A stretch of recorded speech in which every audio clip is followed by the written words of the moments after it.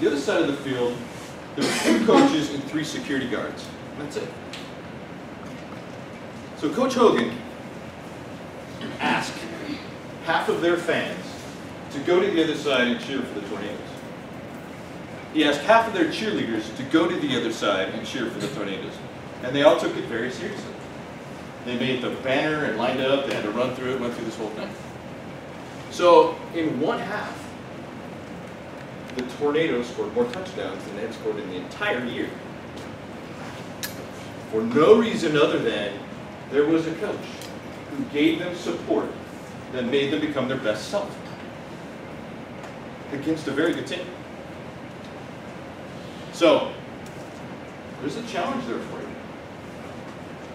Giving people support and helping them become their best self. There's another part of coaching too, another quick example.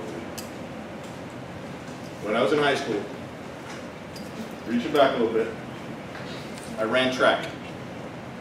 I was not a good track runner, but I ran track. I was a sprinter. My event was the 400-meter relay. That was my favorite event. So our team, our relay team, we were very dedicated. We were always in practice. We always worked hard, but we were average at best. Strictly JV. None of us ever made a varsity meet. So we got on the bus one morning going to Potter, Nebraska for a track meet, a JV track meet. We're all on the bus, and then a kid by the name of Lupe Hinojosa gets on the bus. Now Lupe Hinojosa, he was the best athlete in the school. He was an amazing track runner. So we're like, what's Lupe doing getting on the bus? We didn't really ask, we just kind of let it go. We thought maybe he was being punished by the coach or something. We didn't know. But he ended up going to Potter, Nebraska to run this track meet with us. So, as luck would have it, he was on the 400-meter relay. So I'm running with Lupe Hinojosa in Potter, Nebraska this track meet. We won that track meet. We won the relay. We won the meet. But our varsity team, who went a completely different place, lost their meet. Largely because Lupe Hinojosa wasn't there. Well, in our school, like a lot of other schools, there's different ways to letter in sports. One of the ways that you could letter in our district was if you get first place in a track meet. No matter what kind of track meet, if you get first place in anything, you get your letter. So we got our letter that day. And it didn't occur to me until I was in your shoes, Staff Sergeant, Tech Sergeant, that the reason Lupe Hinojosa was on that bus that day was to get us our letter. The coach thought of that. We didn't know that's what it was about. We were hard workers, but we were never going to get our letter without our coach thinking to put Lupe on our team to get it for us. That's a good coach. And that's your challenge. To think of that thing that nobody else is going to think of. The Air Force is a hard place to be right now. And not all of you have decided if you're even going to make it a career. And a lot of you shouldn't. So I'm going to talk for just a minute. I'm going to say some things that sound like they're kind of like a recruiting speech or a retention speech, but it's not. The reality of it is 2/3 of you need to go away. For the rank structure in the Air Force to work, progressing up to the top 1%, 2/3 of you need to go away. So the question becomes, how do you go away? If you go away, how do you go away? Is it by choice? Do you choose to get out? Some of you are planning to get out, and that's great. Make sure you have a plan if that's what you're going to do. The biggest part of that plan ought to be have your degree. The Air Force is going to pay for your degree, have your degree. So Air Force paid for my bachelor's and my master's, and pay cent. That's perhaps one of the greatest benefits of being in the Air Force, the military. So, what's some things I want you to think about if you are pondering getting out? And some of this I've seen more real since I retired and I've been in the civil sector. For my generation, statistically, we change careers 3 times in a lifetime. For your generation, it's closer to 11, 12. But I'm going to use my generation because it's easier to get. My generation changes 3 times. So, I graduate high school, I go to work at Home Depot. Work at Home Depot for 5 or 6 or 7 years. I kind of get up into management a little bit. I'm getting some stock options. I like the job, but statistics are what they are for a reason. And I go get a job at Macy's. Am I going to start at Macy's with the same pay and benefits I left Home Depot with? No. So I work at Macy's for a little while, 5, 6, 7 years. I'm back up into a management position. I'm starting to get some stock options, but man, I really like to go into restaurant management. So I make another change. When I find a restaurant that's going to hire me, am I going to start out with the same pay and benefits that I left Macy's with? No. No. So for my generation, that happens 3 times. I had to start over 3 times in my example. Your example, it's more than that. So, but in the Air Force, that doesn't happen. In the Air Force, in my career, I changed jobs 7 times. And I never started over. In fact, every one of those came with something good. Special duty pay, a promotion. If you're good at recruiting, you get a car. So when you change jobs in the military, it comes with something good. And you don't start over. In the civil sector, neither one of those are true. Unless you're up in like the CEO level where you can bounce from CEO to CEO. But for us, for workers, you start over every time you make that change. And as civilians, you'll make it many more times in my generation. So consider that. Just consider that. Secondly, I'll give an example. I was the first sergeant in Korea. So the setting is PACAF. There was a lieutenant colonel who had a 16-year-old daughter who made extra money by babysitting, looking after kids, that kind of stuff. The night of the Air Force ball, her family had hired her to watch their kids. She came home, or they came home from the Air Force ball. They opened up the door and they found this 16-year-old girl laying unresponsive right there in the entryway. So they called EMS. They whisked her off to Triplet, and they discovered that she had an aneurysm from which she would never recover. So she was a conscientious young lady, and at the age of 16, when she got her driver's license, she decided she would be an organ donor. So they were going to do the procedure of harvesting her organs in Washington State. They flew her to McChord Air Force Base. The plane landed at McChord. And as it landed, every squadron commander and first sergeant assigned to that base was lined up in their service dress uniform down the tarmac. None of whom ever knew that squadron commander or his 16-year-old daughter. But the thing is, that's not a particularly unusual thing to happen. So, we fight together, we bleed together, but we are a family. That scene at McChord Air Force Base, you're not going to see working it out with people. You're not. You're not going to see it being a maintenance technician for both. You're not. Memorial Hospital, you're not. Something special about the family environment that the military creates. So if you're going to get out, 2/3 of you need to have a plan and know what you're giving up. I came in the Air Force in 1987. It's a while. But think about it. We were not a country at war. 1987. We were not at war, well, Cold War, but we weren't deployed.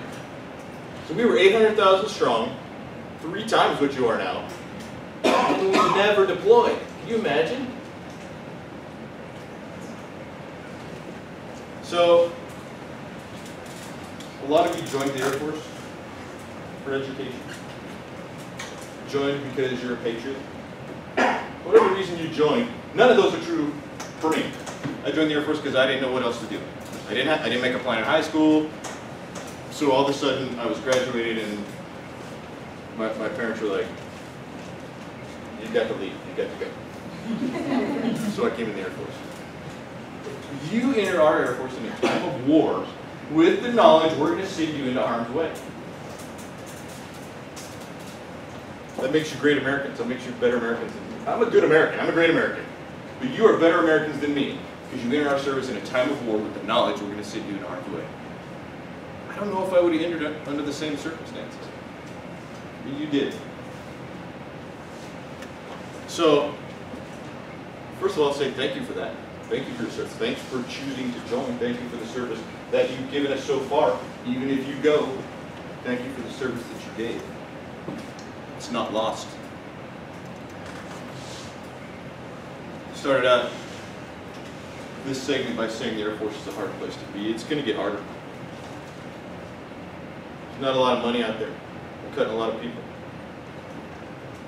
We've been doing that for a few years. It's going to happen for a few more years. We're even cutting some good people. We're getting rid of a lot of people who aren't so good. They're not on that excellence in all we do sort of level. And that's good. That's good. Think about that for a minute. So, would you agree that there are some ways that the Air Force is not efficient? Yeah. There's a lot of things that we're doing. You see it every day at work. That you're rolling your eyes. There's no reason to be doing it. We're just doing it because we've always done it. There's no real reason for doing it. We've stopped doing some of those things over the last year or two. We're going to stop doing more over the next year or two, in dramatic fashion. At the same time as we're having to cut people, getting to cut people who are not truly excellent. So think about this. The Air Force of 2 years from now and beyond must be truly efficient and must be made up of truly excellent people. Why wouldn't you want to be a part of that organization? It's efficient and it's truly excellent. Well, I don't know if there's a lot of corporations like that on the outside. And I've been looking, believe me. So you have something to look forward to. You've got a hard time between now and then. You've got a lot of challenges. And it's going to be up to you all to create what that looks like. That's exciting. Wouldn't you relish the opportunity to be a part of creating that perfect force? So, I'm not going to say it's going to be enjoyable for the next year, 2 years. But what comes after that will be amazing. So you may want to be a part of that. So, with that, I will close just by saying what I said before. Thank you for your service. Thank you for listening to me for a minute. There's no group of people I would rather talk to than young NCOs. I get the opportunity to talk to a lot of different demographic, leadership kind of organizations. But this is the one that can make the most difference if you choose it. So, with that, I'll turn it back to Chief Brooks. I think she might want to do some Q&A. I don't know. If you'd like, I got to tell you, so Rob and I were active duty together for a while. He was a tech, and I was the staff, and he was a tech, and then we both progressed. He progressed a little faster than me. And I vividly remember the day he retired, and then I was the active duty, and I was the whoop whoop. And we were downtown corporate Tampa at an event. And he was dressed like this, and I was dressed at a cocktail dress or something. And we were approached at the Tampa Electric Company. It was like this big shindig. And they went right up to Rob and they said, "So what do you do out of MacDill?" And I was just kind of standing there like, "Oh, this is awkward." Right? And I'm a kept man. Without missing a step, he said, "Oh, well, actually, my wife is active duty. I'm her spouse." And I just thought, wow, that, just sort of how we view things from a societal norm. And then it kind of dawned on me, with my dynamic duo, my active duty partner, that was the day it really kind of hit me that we were no longer that mill-to-mill. And, it was a hard pill for me to swallow, but where he stopped out of the military, or stepped out of the military and then went into corporate, nothing's changed. I mean, you're still the same person, right? You don't wake up one day and flush everything you learned. And so, thank you for taking time out of your extremely busy schedule to come.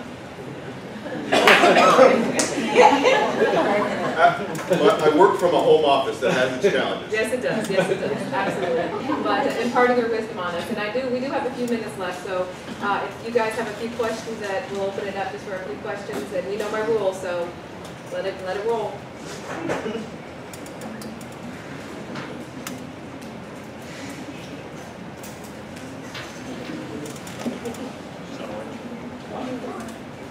Go ahead there, Yeah. Money. Sir, do you have anybody that works for you, and then so do they work from home as well?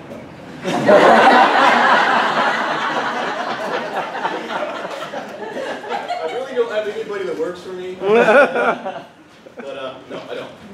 My plan is, my business plan is for a team of 5, but I'll build up to that. So it's a consulting business. My focus is on leadership development, strategic planning, problem solving, and organizational development.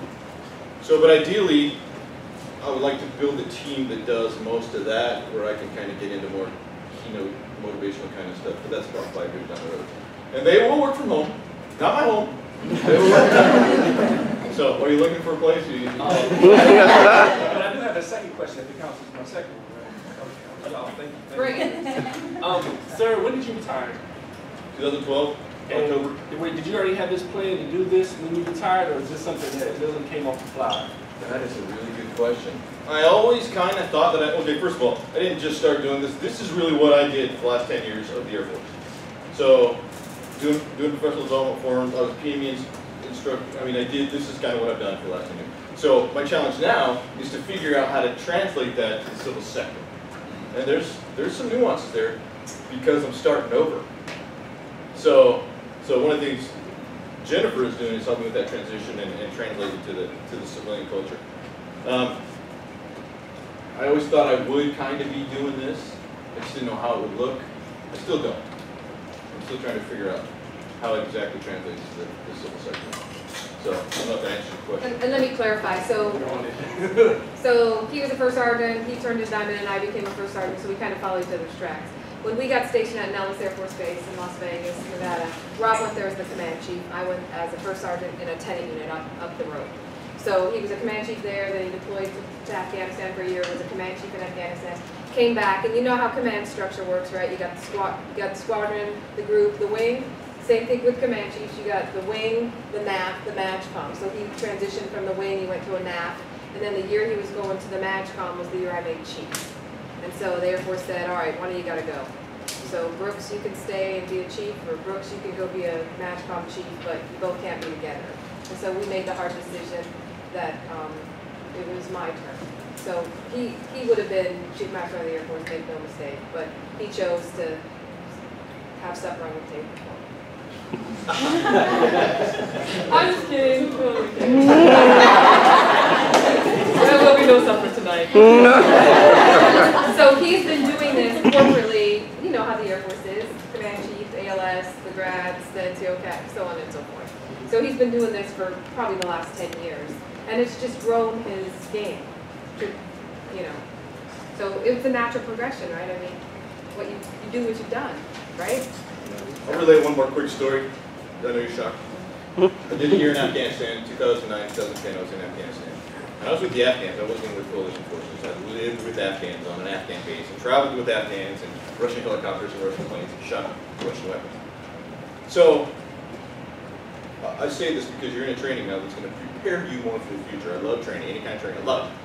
So, I went through a lot of training before I went into that position. My job was to teach the senior Afghan guy to be the Chief Master of the Air Force. So I had to live with him, meet with him, teach him how to be their Chief Master of the Air Force, which is a cool job. So, but I had to do language training, learn enough Dari to be successful with the Afghans. I had to defensive driving, and so the training was cool. And it prepared us really well. I mean, we felt very good about the training when we went over there. So I get over there and I land in Kabul, and I'm getting ready to go on my first convoy because I was going to be staying at Camp Eggers the first night. So I'm getting in the convoy at Kabul, and we got our briefing, we're all armed up, locked and loaded. I'm going to be the regular gunner on the trail vehicle. Got it. I know my responsibilities, and I'm excited about it. I feel good about it because I'm so well trained. So part of the briefing we got before we left was about these motorcycle bomber driving through Massoud Circle, and we're going through Massoud Circle, so here's what to look for. I'm like, okay, I'm ready for this. I'm not even concerned. My first comment, I'm not concerned because I'm so well trained. So we leave the base. We drive downtown. We come up to Massoud Circle and we stop. It's stopped. Traffic is stopped. Which made me a little nervous, but I still felt okay. Red motorcycle pulls up next to us, which is what we were briefed to look out for. So, but I'm still okay. I know how to respond because I was well trained. Well, on the back of this motorcycle driver was a goat. Now the goat had its front and back legs twined together on one side, the other side twined together. He was wearing it like a backpack. So I looked at the goat, and the goat looked at me. And at that moment, I knew there was no training that could prepare you for everything that you're going to do. I remember that. That's a true story. He's like, you are not going to believe what I saw in school today. So backpack. All right, one more question. Go ahead, ma'am. Since you opened the field at ENAM and Chief Master in the Air Force, I'm curious as to, since you were close in theory, what your thoughts are on the new EPR system. The ACA that we are talking about. Yeah. If you're familiar with it. Now, he retired in October of 12. I retired before its implementation, if it's even fully implemented. It is. Well, Well, be careful. so remember, there's no more numbers. Yeah. It's promote, do not promote, Yeah, and that's right. definitely promote. I don't know enough about it to actually comment. Would that have been one of your changes? Like, No. what would have been No. your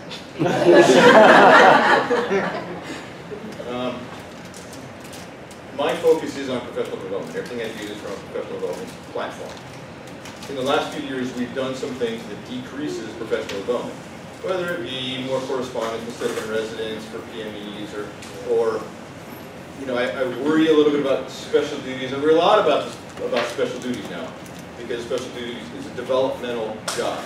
So the people that are going to be your senior leaders of the future should have to do a special duty of some kind, whether it's PME or first sergeant or TI or recruit or picket. Look in your list of force structure, it tells you what those are.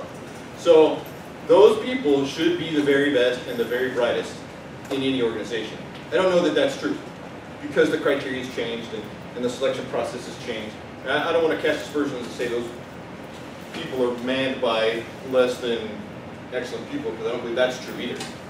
But they should be the very best and the brightest, so that at the end of the day, 5 years from now, 10 years from now, the very best are the people in the senior leadership positions. And I don't think that's the case. So my focus would have been somewhere in the professional development realm to better channel the more than excellent people to the jobs that they're going to have 10 years from now. And let me caveat that just for a second, because that's a really interesting point. So you know how most of you probably had to sit down with your commander, your flight chief, or your supervisor during this last round of DSD vectoring, developmental special duty. I hope at least half of you, if not all of you, had those conversations. Just nod your head just so I feel good. Okay.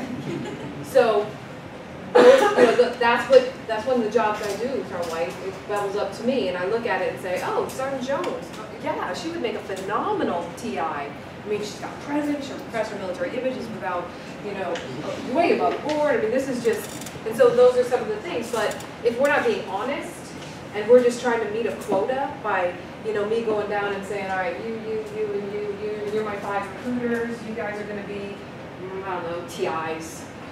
You 8, I'm not going to do nothing with you 8. So if that's what we're going to do, then what does that do to the quality of performers that we have at those levels, first and foremost, right? And then second, how does that make you feel as an NCO who once one day said, I want to be, and now knowing that it's not a matter of wanting to be that, it's a matter of the good old boy network, and if your commander or your flight chief is going to pick you for that. You know what I mean?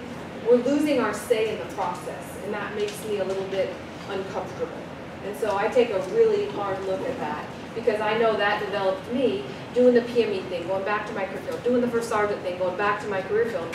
I got a whole lot of stuff in here from things that I learned, and you as well, that corporately I'm never going to be able to pour into your heads because I don't have enough time.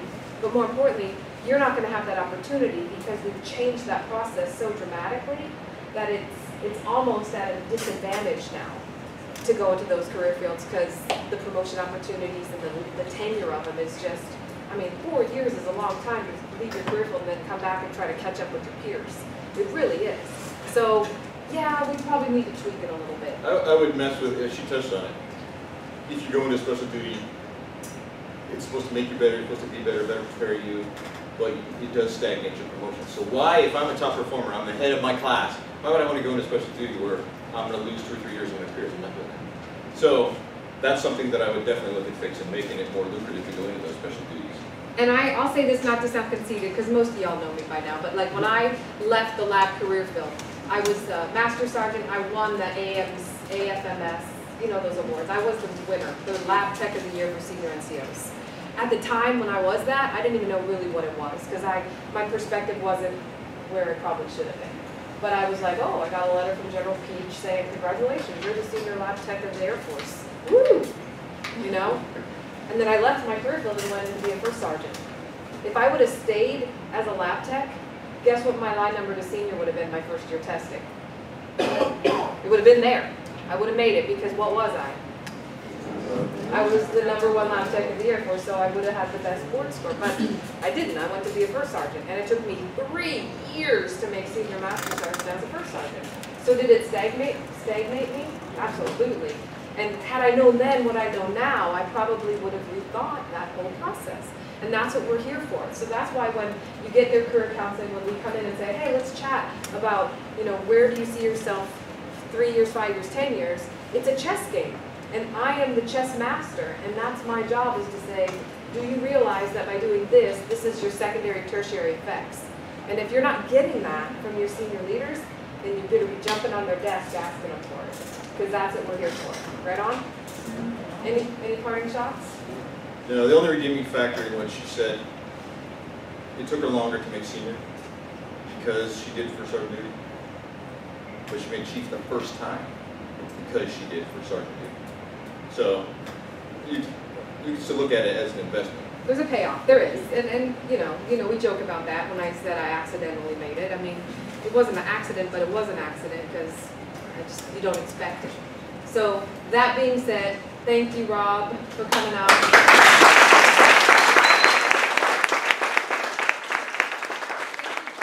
Taking time out of your schedule to come give him feedback, but give him a day so I have a good weekend. No pressure. All right, I'll turn it over to you, Sergeant.